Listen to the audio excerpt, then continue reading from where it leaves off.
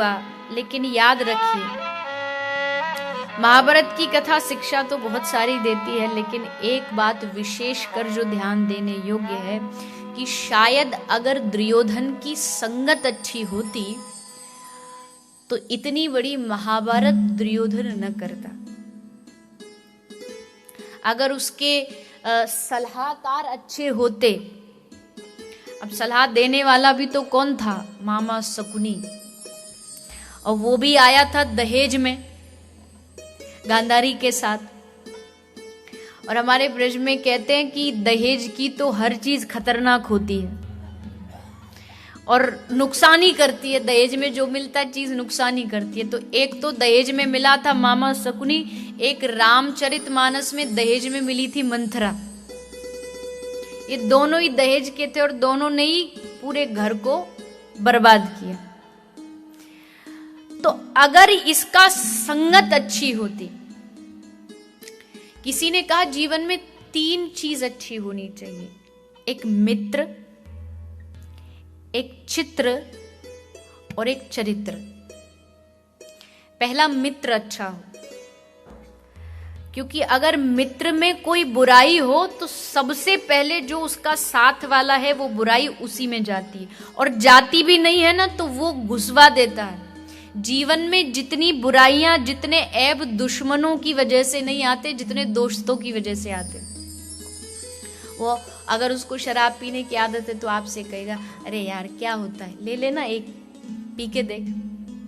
वो कहेगा ना जी, मैं बोले नहीं नहीं तू लेके तो देख। आपको खांसी भी होगी और आप उससे पूछोगे मुझे खांसी है, कोई दवाई है? तो बोले एक ढक्कन पी ले। तो बोले ढक्कन, शराब पीने से खांसी थोड़ी जाती है। बोला शराब पीने से मेरा घर चला गया, शराब पी करके मेरी गाड़ी चली गई, मेरा सब बिक गया, तेरी इतनी सी खांसी नहीं जाएगी? अपने में जो गलत ऐब है वो उसमें भी प्रवेश कराने की कोशिश करता है। ले ले, कुछ नहीं होता, कुछ नहीं होता। और धीरे धीरे फिर वो एक प्रकार की आदत बन जाती है। मित्र। दूसरा चित्र। आप घर में कैसा चित्र देखते हो या कैसा चित्र रखते हो वो आपके चरित्र के बारे में बताता है कि आप कौन हो।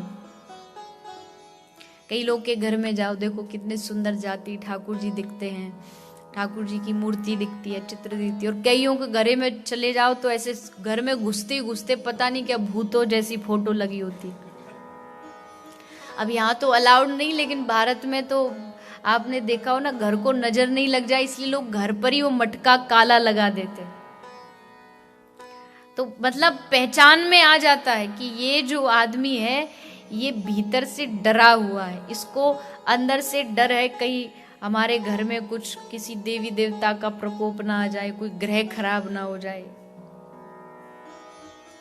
भक्त की पहचान कि उसके घर का चित्र अच्छा होगा, उसमें भगवत लीलाओं का दर्शन होगा। और तीसरा चरित्र। जीवन में चरित्र भी ऐसा हो जो एकदम सही होना चाहिए। इसलिए यहाँ महाभारत के प्रसंग में सबसे पहले संगत दुर्योधन की, मित्र अच्छे नहीं मिले। और उसका कारण ये हुआ कि वो अंधकार की ओर बढ़ता रहा और वहीं अर्जुन को सलाह देने वाले साक्षात श्री कृष्ण मिल गए, जो अर्जुन को समझाते हैं। और अर्जुन उनका आश्रय लेके, उनका सहारा लेकर के चलता है। आश्रय भगवान का लिया, इसलिए हर पल श्री भगवान ने, द्वारिकाधीश ने अर्जुन की रक्षा की। भगवान ने बार बार इन